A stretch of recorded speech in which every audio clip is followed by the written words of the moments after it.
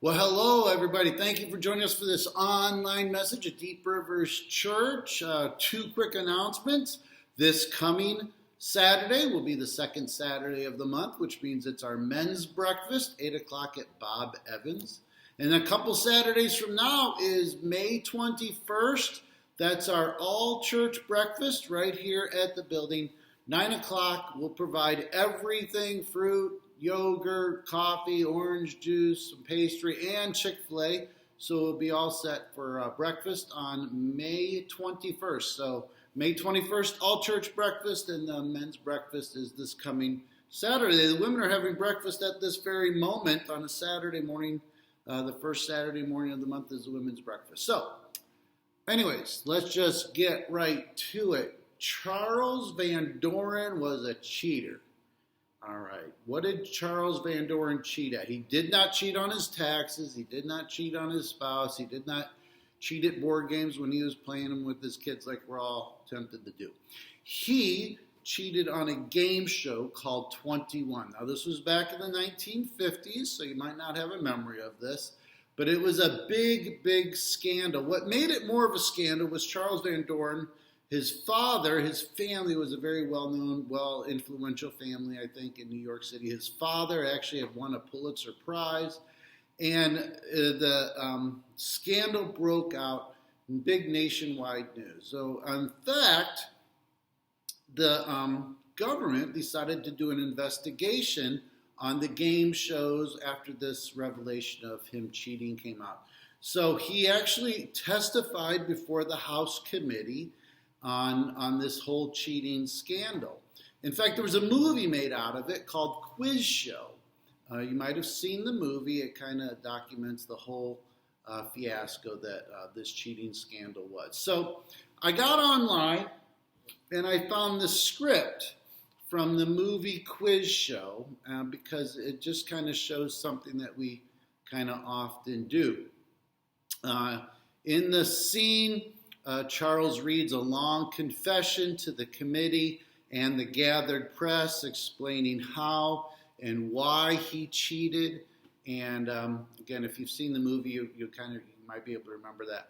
But it was a big, big deal. So he confesses again to the committee and to the press. Light bulbs, flashes going off and everything. And he's kind of was hailed as a hero for this confession. And the chairman says, "Mr. Van Doren." It's from the script of the movie. "Mr. Van Doren, I want to compliment you for that statement," his confession. And Charles says, "Thank you, sir." "Congressman number one, Mr. Van Doren, I would like to join with the chairman in commending you for the soul-searching fortitude that is displayed in your statement." Charles says, "Thank you, sir. Thank you very much." "Congressman number two, Mr. Van Doren, I just want to add my kudos. I have listened to many witnesses in both civil and criminal matters, and yours is the most soul-searching confession I think I've heard in a long time."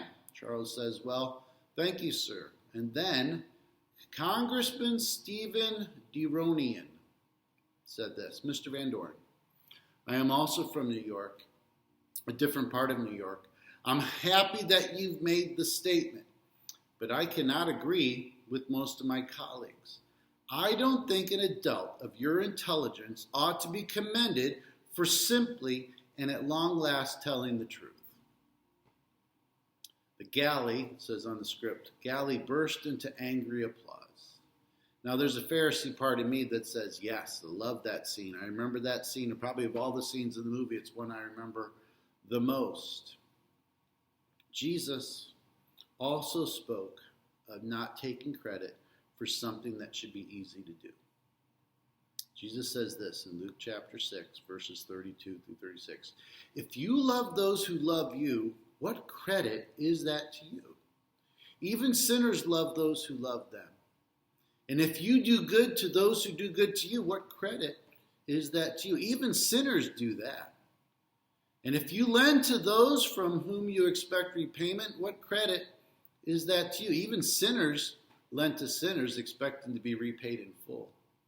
But love your enemies, do good to them, and lend to them without expecting to get anything back. Then your reward will be great, and you will be children of the Most High. because he is kind to the ungrateful and wicked. Be merciful, just as your Father is merciful. Our sermon series that we're doing is Jesus is Better. And what we're going to talk about this morning is Jesus is better because God is merciful. It's better for us to show mercy. It's better for us to show love to our enemies. So again, let's just go through this short passage, phrase by phrase. If you love those who love you, what credit is that to you? Again, obviously, to return love given to us is not a virtue. You might think, oh, it's real virtuous when we all get together and have a good time with one another. No, the world does that. There's no virtue. It's not an imitation of Christ for us come together and get along great at church. When it comes easy, when it comes natural, that's not virtuous and that's not imitating Christ. That's easy to do when everybody's kind and loving to you. Kingdom citizens have a different character than the world. Jesus keeps saying, well, even sinners do that. Even sinners, I think he mentions the word sinners 3 times, which we're hardly even allowed to say anymore these days. But Jesus contrasts and says, hey, even sinners do this. Even sinners do that. Kingdom citizens, we have a different character from the world. And for many good reasons, we should have a different character from the world. Why? Why should more be expected from us? There should be more. We should have a higher expectation of believers. We have something others don't have. We are repentant, we're redeemed, and we're renewed. We have a power that others don't have to accomplish great things, but to also endure great things. Not just change, but to endure great things. All things through Christ who strengthens me. We have the Spirit of God dwelling within us. We don't recognize how powerful that can be and should be in our lives. Our unsaved neighbors, our unsaved friends, our unsaved co-workers, they don't have access to the Holy Spirit the same way that we do. We have a better foundation now. You see the world that's untethered. Talk about the kite string that gets cut because the kite string seems oppressive, but without a kite string, without the tethering of God's word, the kite crashes and fails. Our society crashes and fails. We have a better foundation now, and we have a better future then. We have something to look forward to that the world doesn't have. Again, Jesus says, if you love those who love you, what credit is that to you? Sometimes loving people takes some effort. It sometimes takes some work. It's not always easy to do, but we should be able to do it because there is more expected of us. Jesus went on to say, then your reward will be great and you will be children of the Most High. I came across this phrase this week. We are made children by regeneration, but we are called to vindicate our right to that sacred name. What do you think about that phrase? We are called to vindicate our right to that sacred name. Now, I'm asking a question, but I'm not going to give you an answer to it. What do you think about that phrase? We are called to vindicate our right to that sacred name. You're God's child. You've been redeemed and renewed. When you are repentant, you are redeemed and renewed. Now you're called, the challenge is, you're called to vindicate your right to be called by that sacred name. I'll just let that question land. I'm not going to give you an answer for that. We can only do this by showing in word and deed that the divine life and divine principles animate us. The word animate, I think, is such a neat word. It's kind of an interesting word. It means to enliven, rouse, stir, stimulate, bring to life, liven up. I think of it as energizing, motivating, and exciting. What animates you? What gets you motivated? You ever talk to somebody, they don't seem really excited about anything, and then you hit on some topic, and all of a sudden, boom, they kind of wake up, and, you know, it could be 100 different things. It could be fishing, it could be hunting, it could be their grandkids, you know. We all have different things that excite us, that animate us. We need to be animated to be followers of Jesus. Now, grace is a gift. And we say work is to vindicate, but there is got to be something in us that animates us to be followers of Jesus and to show love to others. And again, then your reward will be great. You will be children of the Most High. So it's just an interesting thing. It's an interesting question, and it's an interesting thing to kind of ponder. Jesus goes on to say, he is kind to the ungrateful and the wicked. Jesus is kind. God is kind to the ungrateful and to the wicked. And you might be thinking, really? It's a good question. Really? He's kind to the ungrateful? He's kind to the wicked?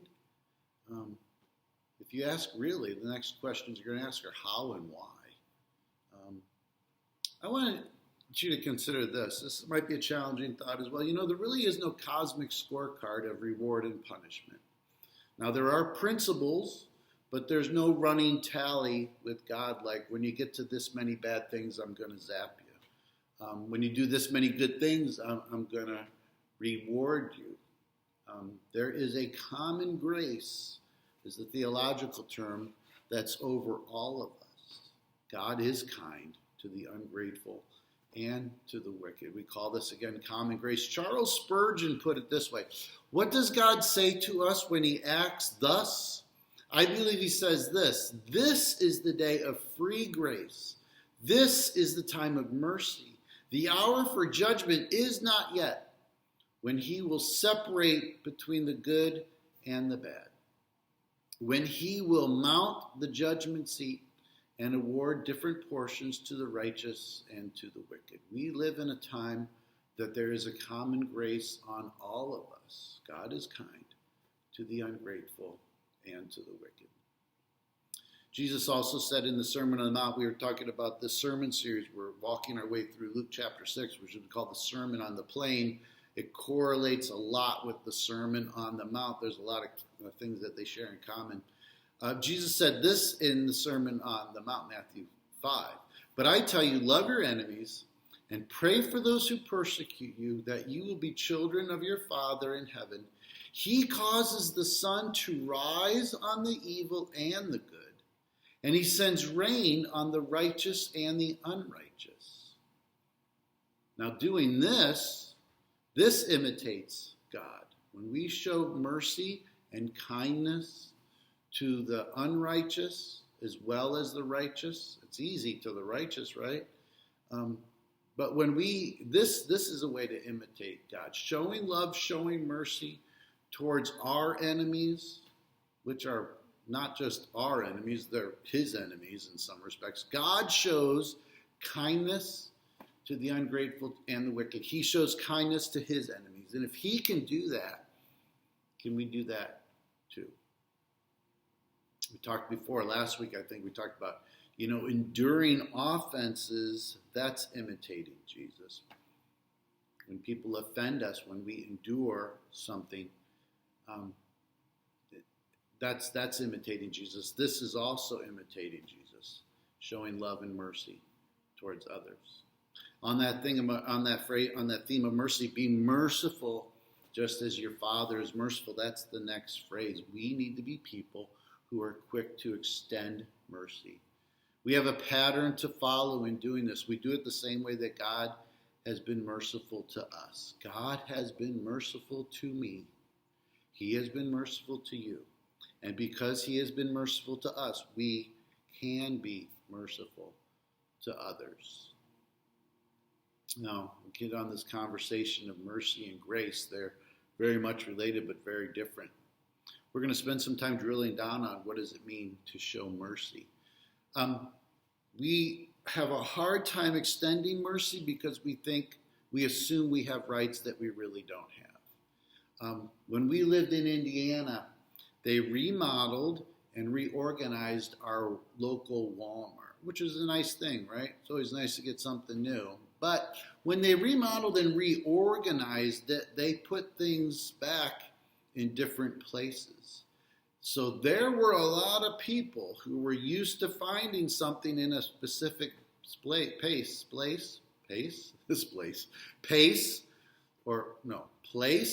or space, And all of a sudden, it wasn't there when it was before. And I was kind of amazed at how bent out of shape people got because they couldn't find the spaghetti sauce anymore. It used to be here, but when they reorganized the store, they moved it to a different place or different space. And my point was, Walmart can sell their spaghetti sauce anywhere they want.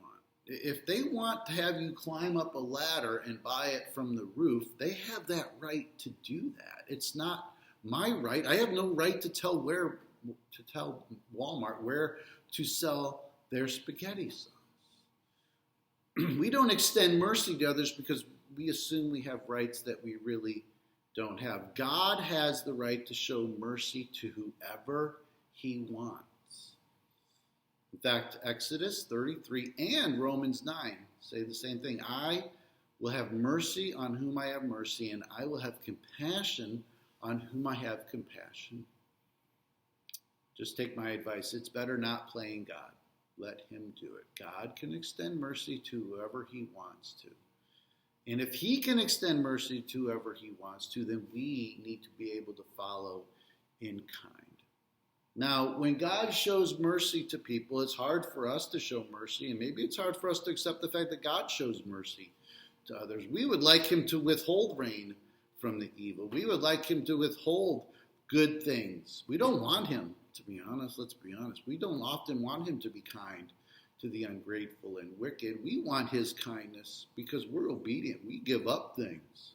We're living righteous. We're saying no to things, so we want to be rewarded, but God is kind to the ungrateful and the wicked. Now, our response to mercy, we can do two things. We can complain that God shows mercy to the worst of sinners. You can call this older brother syndrome. Remember the parable of the two brothers? We call it the prodigal son. The older brother was bent out of shape. Why was the older brother bent out of shape? Because God, his father in the story, showed mercy to the younger brother. And if we're going to be honest, there's a little bit of us, maybe a lot of bit of us, that suffers from older brother syndrome. Or we can rejoice that God shows mercy to any of us. You don't deserve any of God's mercy. What do you really earn? What do you really deserve? The fact that God shows mercy to us should be a fuel for worship. Now, again, unfortunately, sometimes we approach worship as a consumer. I didn't like that song, or this one went too long, or whatever it is. I mean, we all kind of fight those thoughts at times. This fact that God shows mercy to us should fuel our worship. We should want to give God praise because of the mercy he shows us. Psalm 116:1 pretty much says, I love the Lord, for he heard my voice, he heard my cry for mercy. We love God because he's been merciful to us. And if he's been merciful to us, again, we need to do that as well. Mercy is not a mood. It's part of God's character. We do not receive mercy if we catch him on a good day. We do not catch his justice or wrath if we catch him on a bad day. By nature, God is merciful. It's not something he shows or does. It's who he is.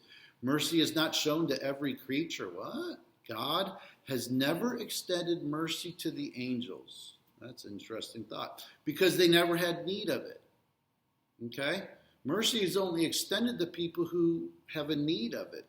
Now, the angels that have never rebelled, have never fallen, they've never been shown mercy because they had no need of it. An interesting question is Satan being shown mercy now? Are the demonic entities actually being shown mercy now? I don't know exactly how to answer that question, but the fact that God still allows them to exist, as frustrating as that might be for us, in some respects, I think you can make the argument that God is even showing a level of mercy to evil in this world. Again, angels, they never sinned, came under the effects of the curse. If there's no curse, there's no offense, there's no need for mercy. We need to show mercy to those who have committed an offense.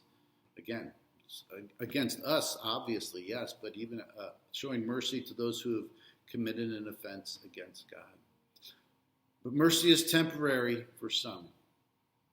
The mercy that God shows to non-believers is only for now. It's confined to the present life. There is no mercy beyond the grave. Again, something should animate us. It's the fact that God does not show mercy beyond the grave. The Lord is good to all, and his mercies are over all his works. Mercy is and always has been present. God can never cease to be merciful. It's part of his divine nature. But the exercise of his mercy is regulated by his divine will. Nothing obliges God to act. God would be merciful even without sin. Sin, the fallenness of our human nature, only makes it known. If it wasn't for sin, this attribute, this character of God would still be there. It would be hidden and unknown to us. That's the interesting thing about mercy. We only see evidence of it because of sin and because we have fallen. That allows mercy to be seen in our life.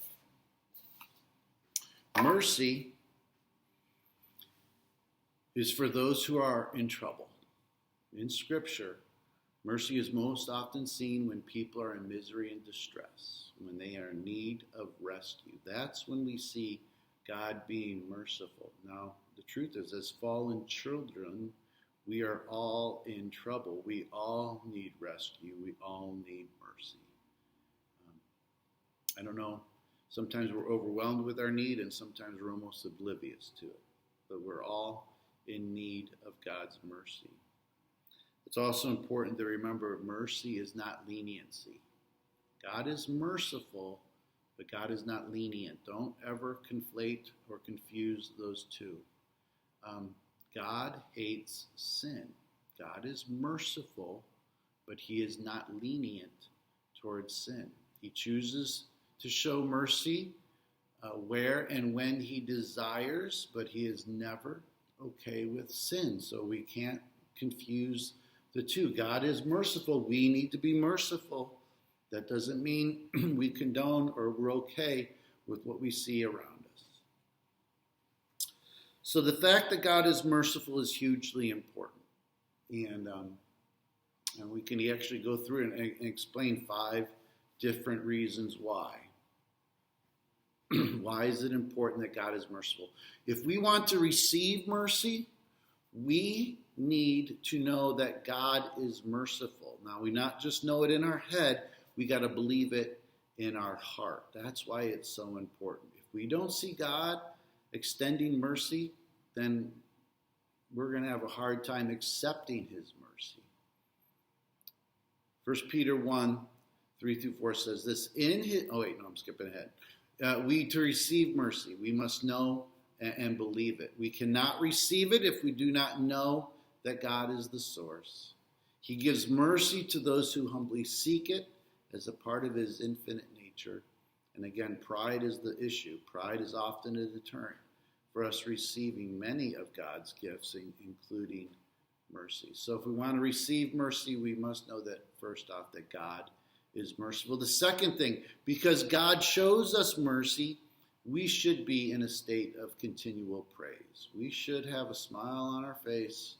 We should have a bounce in our step. Because God is merciful, it should fuel our praise of him. In fact, 1 Peter 1, 3-4 says this, in his great mercy, he has given us a new birth into a living hope through the resurrection of Jesus Christ from the dead, and into an inheritance that can never perish, spoil, or fade. Those are nice phrases, aren't they? A new birth. We've been born again. We have a living hope, and we have an inheritance. Celebrating mercy is a major theme in the Psalms. It fuels our praise. It fuels our adoration. It fuels our celebration of who God is and who we are in him. Mercy should be a bigger word. I think grace gets a lot of attention. Maybe grace, I don't know if grace gets enough attention, but mercy doesn't get the same amount of attention as grace does when maybe it should. Mercy is something that we must extend to others. Loving our enemies and treating them well is absurd to the world, but it's something we must do. I was thinking, is there a difference between showing mercy and giving mercy and extending mercy? Is all three the same? I'm not exactly sure. Show mercy, I show you mercy. I don't know if that's the same as giving mercy. Giving mercy seems like it's more of the inside, but again, maybe I'm splitting hairs on that. But we need to extend mercy. How about this line? Those who fail to extend mercy to others are demonstrating they have no idea what they are being saved from. I'm going to read that again. Those who fail to extend mercy to others, think about how you fail to extend mercy. That means failing to extend patience, extend love, extend grace. When we fail to extend mercy to others, we are demonstrating that we have no idea what we're saved from. When we recognize what we are saved from, turn it around. When we recognize what we are saved from, we will then be able to extend, give, or show mercy to others. Fourth thing, God extends mercy to the merciful. We all want God's mercy, don't we? God cares for us. He shows us mercy regardless of our compassion to others. God's going to be merciful to you regardless if you show mercy to others. But when we show this quality to others, God is more readily available to show it us. God is more readily shows mercy to us when we show it to others. Here's Psalm 41:1. This is what it says. This is what we can base this point on. Blessed is he who has regard for the weak, shows mercy. The Lord blesses him in times of trouble. When we show regard for the weak, we're extending mercy. Blessed is he who has regard for the weak. The Lord blesses him in times of trouble. And the last thing is, mercy brings perspective. It does this in a couple ways. When we truly understand God's mercy on us, we'll grieve our sin. When we understand what God really has done to extend us mercy, we have a different concept, we have a different idea of our sin. We won't be as friendly with it. And maybe that'll spur us on to more obedience. The second one is this: when we generally repent, we will never again approach God with a sense of entitlement or fear. When we understand how merciful God has been to us, we won't approach him the same. It says this in Hebrews 4:16. Let us then approach the throne of grace with confidence so that we may receive mercy and find grace to help us in our time of need. We'll end our time here. Again, just going through this passage that we've read the last two previous weeks, and we're going to read it every time in this series. Luke 6:46 through 49. Jesus says, "Why do you call me Lord, Lord, and do not do what I say? As for everyone who comes to me and hears my words and puts them into practice, they are like a man building a house who dug down deep and laid a foundation on rock. When the flood came, the torrent struck that house, but could not shake it because it was well built. But the one who hears my words and does not put them into practice is like a man who built a house on the ground without a foundation. The moment the torrent struck that house, it collapsed and its destruction was complete." Jesus is better. If we're going to build our house on something better, we're going to build our house on the foundation of Jesus and who he is and his word. That means we're going to be merciful to others. That means not so quick to judge and much quicker to extend grace, much quicker to extend patience. We are going to be more merciful with each other when we recognize how merciful God has been to us. So I don't know. There's two ways, I guess, you can show mercy. Sometimes it's showing mercy to yourself. We beat ourselves up pretty good. And maybe that applies. to all of us, or to you, maybe more succinctly. But how can you also show more mercy to others? Who's committed offense against you that you could show mercy to? Well, again, thank you so much for joining us for this online message. Hope to be able to see you soon. If we haven't seen you for a while, we'd love to see you again on the weekend, or maybe May 21st at the breakfast. It'd be great to see you. Thanks so much. Take care. God bless. Bye.